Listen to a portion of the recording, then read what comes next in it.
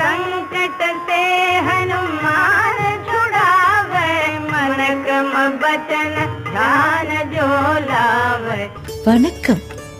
இன்னைக்கு 26ஆம் சௌப்பாயில சொல்லி இருக்கிற கருத்துக்களை பத்தி விரிவா பார்க்கலாம். போன சௌப்பாய் வர ஹனுமன் கிருபை இருந்தா எல்லா பிரச்சனையும் எதிர்கொள்ற மன வலிமையை கொடுப்பாரு, கஷ்டங்களை போக்குவாருன்னு பார்த்தோம். ஆனா ஹனுமனோட கிருபை கிடைக்கணும்னா நாம என்ன செய்யணும்னு துளசிதாசர் இந்த சௌப்பாயில குறிப்பிட்டிருக்காரு. நம்ம மனம், செயல் மற்றும் வாக்க அவர் மேல ஒருநிலைப்படுத்துறது மூலமா அவரோட கிருபைக்கு தகுதியானவரா நாம ஆகிறோம். இங்க ஏன் அவர் மேல ஒருநிலைப்படுத்த சொல்லிருக்காங்கன்னு யோசிக்கிறீங்களா? ஒரு செயலோ இல்ல வாக்கோ அதை செய்யறதுக்கு முன்னாடி ஹனுமன் இந்த சிச்சுவேஷனை எப்படி எதிர்கொள்வாருன்னோ இல்ல நாம எப்படி எதிர்கொள்ளணும்னு சொல்லி இருக்காருன்னோ ஒவ்வொரு முறையும் யோசிச்சு செயல்பட்டா பல கஷ்டங்களை நம்ம தவிர்க்கலாம். சில சமயம் தர்ம வழியில நடக்கிறதே நமக்கு சங்கடத்தை கொடுக்கலாம். ஆனா மனம் தளராம ஹனுமன் தர்ம சிந்தனைக்கு எப்பவுமே துணையா இருப்பாருன்னு நம்பி நம்ம மனத்தை ஒருநிலைப்படுத்தி வாழ்ந்து வந்தா வர்ற சங்கடங்களை ஹனுமனோட துணையோட எதிர்கொள்ளலாம். இங்க மனம், கர்மம், வாக்கு இது மூன்றையும் ஒருநிலைப்படுத்துறது அப்படின்னு பார்த்தோம். இதன் மூலமா தியானத்தோட முக்கியத்துவத்தை வலியுறுத்தி இருக்காங்க. இந்த தியான முறையத்தான் ஜப்பான்ல ஜென்னும் சைனால சான்னும் பல ஆயிரம் வருடங்களா கடைபிடிச்சிட்டு வராங்க. வேத காலங்கள்ல இருந்தே தியானம் மனிதர்கள் இடையே பயன்பாட்டுல இருந்தாலும் 2500 வருடங்களுக்கு முன்பு புத்தரால தான் இந்த கான்செப்ட் மிக பிரசித்தியமாச்சு. இந்த தியானம் அப்படிங்கிறது மன அழுத்தம், பயம் போன்ற மனம் சார்ந்த பிரச்சனைகள்ல இருந்தோ, வலி, ரோகம் போன்ற உடல் சார்ந்த பிரச்சனைகள்ல இருந்தோ, இல்ல ஆபத்து, துரதிர்ஷ்டம் போன்ற சமூக பிரச்சனைகள்ல இருந்தோ விடுபட பேருதவியா இருக்கு. நம்ம இந்து சம்பிரதாயத்துல 2 விதமான தியான முறைகளை போதிக்கிறாங்க.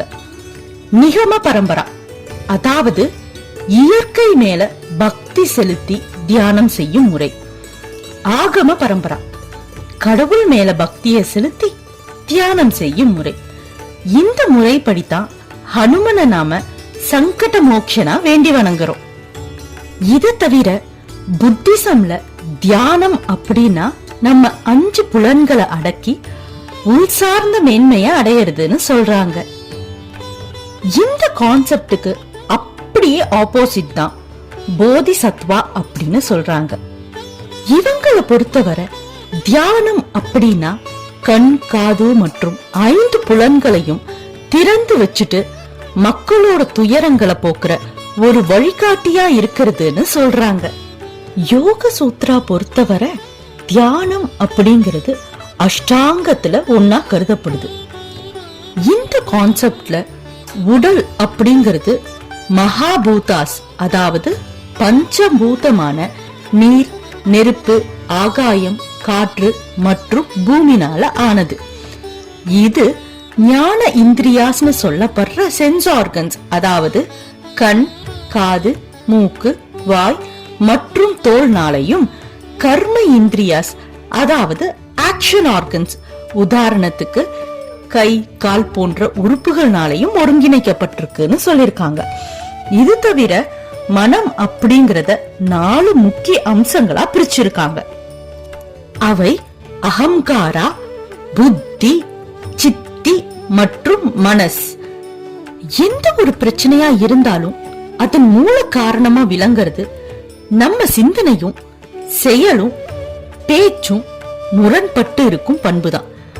இதன் காரணமா தான் நாம என்ன நினைக்கிறோமோ அதை வெளிப்படையா சொல்லாம பல சமயங்கள்ல இந்த வாழ்க்கையில நடிச்சிட்டு இருக்கோம். இந்த நடிப்பின் காரணமே நம்ம ஆசைதான். நம்மோட ட்ரூ நேச்சரை மாத்திட்டு நமக்குள்ளார இருக்கிற கடவுளையும் உண்மையையும் மறந்து ஆசையில மூழ்கி போகியா சில சமயம் வாழறோம். யோகி அப்படின்னா தன்னுள் இருக்கிற கடவுளை உணர்ந்து உண்மை வழி மாறாம வாழறது. ஹனுமனை தியானம் செய்யறது மூலமா போகியா இருக்கிற நம்மள யோகியா மாத்துவதற்கு தேவையான மன வலிமைய கொடுத்து நம்ம கஷ்டங்களை அகற்றுவாருன்னு சொல்லியிருக்காங்க. இப்போ இந்த ஸ்லோகத்தோட ஆர்டர் வைஸ் மீனிங்க ஒரு தடவை பார்த்துடலாம். சங்கட சே, கஷ்டங்கள் அனைத்தையும் ஹனுமானு சுடாவை, ஹனுமன் விலக்கிடுவாரு. யாருக்கு? மனக்கிரம வச்சன, மனம், செயல், சொல் இவை மூன்றும் தியானுஜோலாவை, ஒருமைப்படுத்தி தியானம் செய்பவர்களுக்குன்னு ஹனுமனின் கிருபையை அடையும் வழியை துளசிதாசர் இந்த சௌப்பாயில குறிப்பிட்டிருக்காரு. நன்றி.